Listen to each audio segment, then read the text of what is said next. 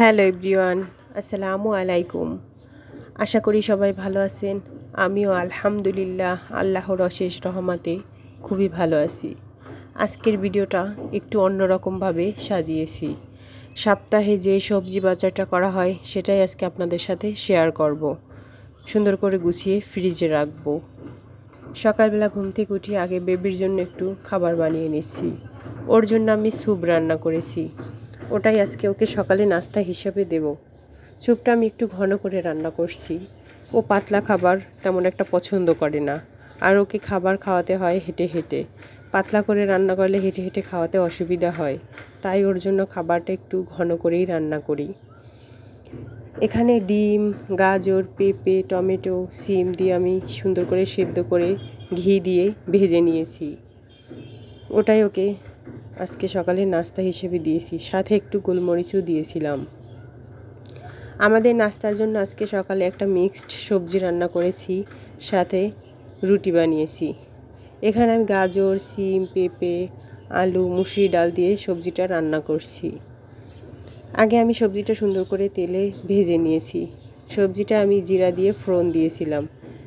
এই ভেজিটেবল এই রকম রান্না করলে ফোড়ন দিয়ে আমার কাছে খেতে বেশ ভালো লাগে। ওটাই আমি এখন পরিমাণ মতো পানি দিয়েছি। এই তো আমার সবজিটা রান্না করা হয়ে গেছে। কিছুটা ধনেপাতা কুচি দিয়ে নামিয়ে নেব। আমি সবজিটা একটু ভেঙে দিয়েছি, আস্তে আস্তে রাখিনি। একটু ভেঙে দিলে খেতে বেশ ভালো লাগে। অফ ক্যামেরায় আমি রুটিও বানিয়ে নিয়েছিলাম, সেটাই এখন সকালের নাস্তাটা করে নিচ্ছি। সবজিটা বেশ ভালো হয়েছিল, খেতে দারুণ লাগছিল।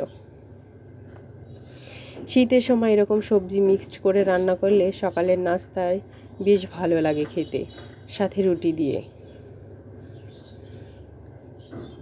দিয়ে সবজি খেতে এরকম ভালোই লাগে। এরপর চলে যাব যে বাজারগুলো করা হয়েছে সেগুলো গুছাতে। জানি না এখন পর্যন্ত কোন কোন আপু এবং ভাইয়া আমার ভিডিওটা দেখছেন। যদি কোনো আপু এবং ভাইয়া আমার ভিডিওটা দেখে থাকেন, প্লিজ একটা লাইক দিয়ে ভিডিওটা কন্টিনিউ করবেন। আপুরা লাইক দিতে ভুলে যায়, কমেন্টের সংখ্যা বেশি হয়, লাইকের সংখ্যা খুবই কম হয়। এখানে টমেটো আর সিম নিয়ে এসেছিল। টমেটোগুলো অর্ধেকটা কাঁচা ছিল, অর্ধেকটা পাকা ছিল, আর সাথে সিমও ছিল। শীতের সময় সিম খেতে বেশ ভালো লাগে। এদিকে অনেকটা গাজর নিয়ে এসেছিল। এই গাজরগুলো এখন উঠেছে। এই গাজরগুলো ভাজি খেতে বেশ ভালো লাগে। সাথে মূলা, বেগুনগুলো আমার বাসায় তেমন খাওয়া হয় না, কারণ অ্যালার্জির সমস্যা আছে। এই জন্য বেগুনটা খুব কম আনা হয়। সাথে কাঁচা মরিচ, ধনেপাতা। এখানে ধনেপাতাগুলো সুন্দর করে আমি পরিষ্কার করে নিয়েছি। এটাই এখন ধুয়ে কুচি করে ফ্রিজে রেখে দেব। কুচি করে ধনেপাতাগুলো রাখলে রান্না করার সময় তেমন ঝামেলা হয় না। তখন রান্না করলে বক্সে রেখে দিয়ে বক্সটা বের করে তারপর সব তরকারিতে বা মাছে, ডালে দিয়ে দিলেই হয়। আমার কাছে মনে হয় এটা অনেক সুবিধা, কারণ রান্না করার সময় ধোয়া, কোটা, আবার পরিষ্কার করা, তারপর দেওয়া অনেকটা সময়ের ব্যাপার। আমি সবসময় এরকমও করি। এখানে কিছু ফল নিয়ে এসেছিল, ওগুলাই সুন্দর করে বের করে দিচ্ছি। এখানে আপেল নিয়ে এসেছিল কিছু, আর কমলাও নিয়ে এসেছিল। কমলাগুলো খাওয়া হয়ে গেছে প্রায় আমার রাখতে রাখতে। আমি এখন সুন্দর করে রেখে দিয়েছি। এদিকে কিছুটা কলাও নিয়ে এসেছিল।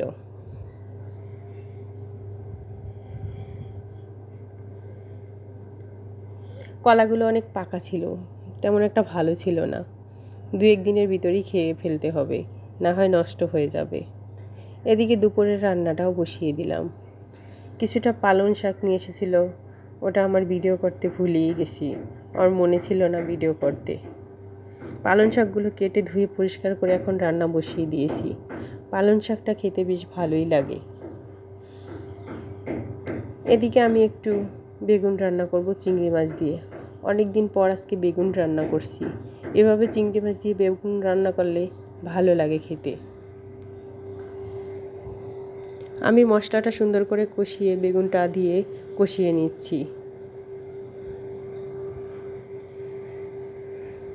এখানে আমি কিছু পোয়া মাছ রান্না করছি। পোয়া মাছটা মশলা মাখিয়ে ভাজতে দিয়ে দিলাম।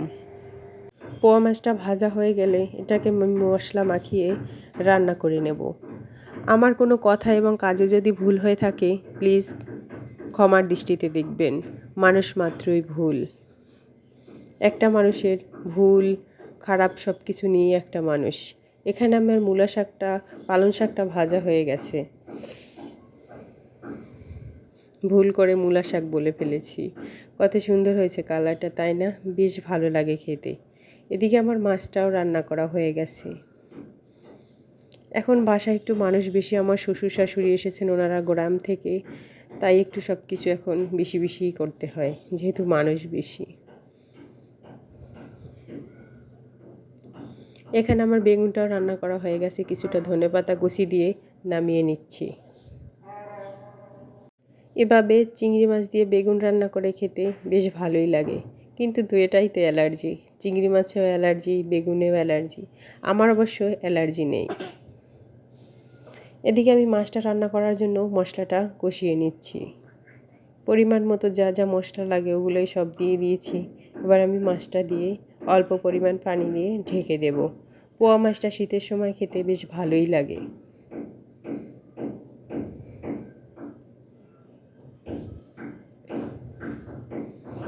কত সুন্দর হয়েছে তাই না? এটাকে এখন আমি আরও একটু পানি দিয়ে দেব রান্না করার জন্য। এই তো এদিকে আমার পোয়া মাছটাও রান্না হয়ে গেছে। মোবাইলে যখন রান্না করার ভিডিওটা দেখি বা ভিডিওটা এডিট করি তখন মনে হয় কত দ্রুত সময় চলে যায়। রান্না করার সময় যদি এরকম দ্রুত হয় তাহলে কতই না শান্তি, তাই না? রান্না করার সময় অনেক টাইম লাগে, কিন্তু যখন ভালো থাকবেন সবাই, সুস্থ থাকবেন।